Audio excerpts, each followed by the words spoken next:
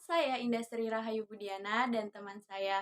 Nama saya Catherine Aura Salsabila. Di sini kami akan menjelaskan Tentang masa pergerakan para pasukan Kancil Merah di Kota Cirebon.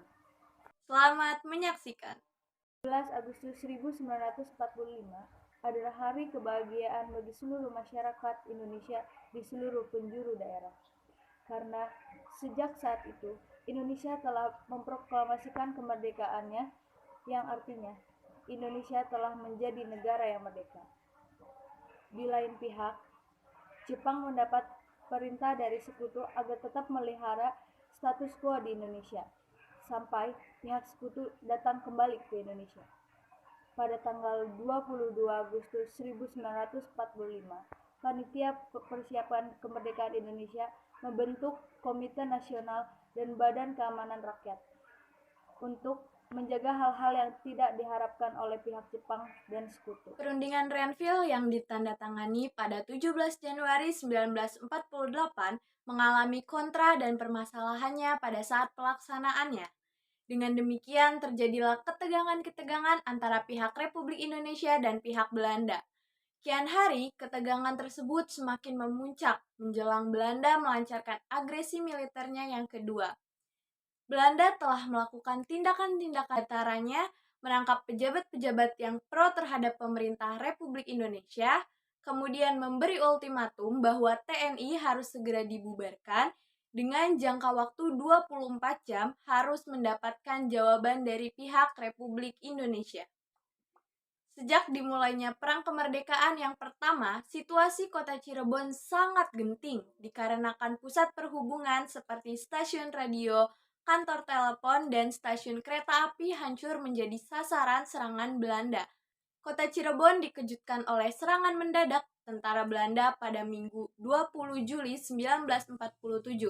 Serangan tersebut menetapkan sasaran pengeboman Belanda dan penembakan udara di antaranya pada daerah Krian, Stasiun Parujakan, Pagongan, Stasiun Kereta Api Kejaksan, Jalan Kartini, Rumah Penjara Kesambi atau Rutan Kesambi, dan Asrama TNI. Kota Cirebon praktis dapat dikuasai Belanda ketika malam hari. Kemudian di sini saya akan menjelaskan asal-muasal nama pasukan Kancil Merah di Kota Cirebon. Nama ini berasal dari nama samaran pasukan Siliwangi yang merupakan cikal bakal dari nama pasukan Kancil Merah. Dengan dikepalai oleh Letnan Abdul Qadir, beliau merupakan salah satu pasukan gerilya yang memiliki persenjataan yang lengkap dengan jumlah personil yang cukup banyak, sekitar kurang lebih 43 orang, serta dikenal dengan kedisiplinan dan keberaniannya. Sebutan nama dan arti dari Kancil Merah pada umumnya merupakan penyamaran dari pasukan Siliwangi semata. Hal tersebut tertera pada sumber-sumber yang berada di kota Cirebon itu sendiri. Salah satunya adalah Babad Cirebon. Akan tetapi, dari masyarakat Cirebon sendiri menyebutkan bahwa nama Kancil Merah kenal dengan kedisiplinan dan keberaniannya. Seperti halnya binatang kancil yang cerdik dan lincah, pasukan Kancil Merah juga memiliki persenjataan yang lengkap dan jumlah personil yang banyak. Pasukan Kancil Merah dengan gagah beraninya dapat mengelabui musuhnya dengan cara melakukan perlawanan terhadap tentara Belanda yang mempunyai kekuatan dalam segi persenjataan maupun pasukannya. Lalu arti warna merah sendiri memiliki arti berani dalam artian berani mati untuk melawan Belanda serta mempertahankan kota Cirebon dan kemerdekaan Republik Indonesia. Di Cirebon, tepatnya di Gua Sunyaragi sekitar bulan Maret tahun 1948 diadakannya sebuah pertemuan untuk membahas persoalan gerilya ini.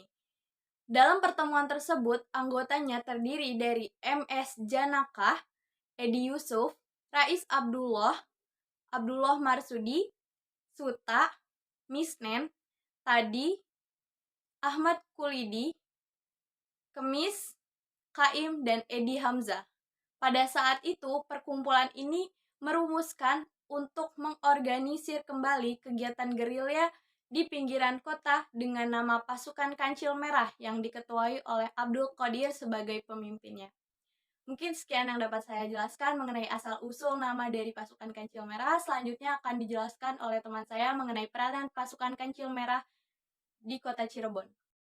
Pasukan Kancil Merah melakukan penghadangan serta iring-iringan yang bertujuan untuk mengalihkan perhatian Belanda sehingga terjadinya pertempuran selama kurang lebih 3 jam. Lalu pada 14 September, para pasukan Kancil Merah bersama yang lain mendapat perintah untuk membasmi kelompok DI-TII di Cirebon hingga ke Indramayu. Peranan-peranan pasukan Kancil Merah dalam mempertahankan wilayah di Cirebon ialah pada 16 September 1948, satu peleton pasukan Kancil Merah menyerang pos polisi Belanda di Sunyaragi dengan pimpinan Inspektur Polisi Heine. Terjadilah pertempuran selama 30 menit. Lalu, pada awal November 1948, pasukan Kancil Merah melakukan pemutusan jembatan Kali Tanjung dan Situ Gangga yang kemudian datang patroli pasukan Belanda dari arah Penggung hingga terjadinya kontak senjata dengan Regu Kosim dan Regu Kusen. Selang setengah jam kemudian, baruan datang dari Regu Targani yang datang dari arah Sumber untuk membantu Regu Kosim dan Kusen. Karena peran serta usaha-usaha yang besar dari para pasukan Kancil Merah, membuat para pasukan Belanda dipukul mundur dari kota Cirebon. Atas hal ini, Letnan Abdul Qadir dan Kopral Mutsar menerima anugerah bintang gerilya dari pemerintahan Republik Indonesia yang berada di Buah Dua, Sumedang. Rakyat Cirebon sangat amat bersyukur kepada Yang Maha Kuasa yang telah menganugerahkan kemerdekaan yang telah diperjuangkan dalam waktu yang panjang dengan segala pengorbanan. Teriakan merdeka terdengar di mana-mana. Suasana kota Cirebon saat itu sangat meriah dan terharu karena mereka merasa gembira dan sangat bahagia setelah perayaan itu. Pasukan Kancil Merah tidak dibubarkan. Mereka tetap bertugas untuk mengisi kemerdekaan dan menjaga wilayah sekitar kota Cirebon agar tetap aman dari para pasukan Belanda. Mungkin sekian yang dapat kami sampaikan. Kurang lebihnya mohon dimaafkan. Wallahul muwaffiq ila aqwamit thoriq. Wassalamualaikum warahmatullahi wabarakatuh. Semoga bermanfaat.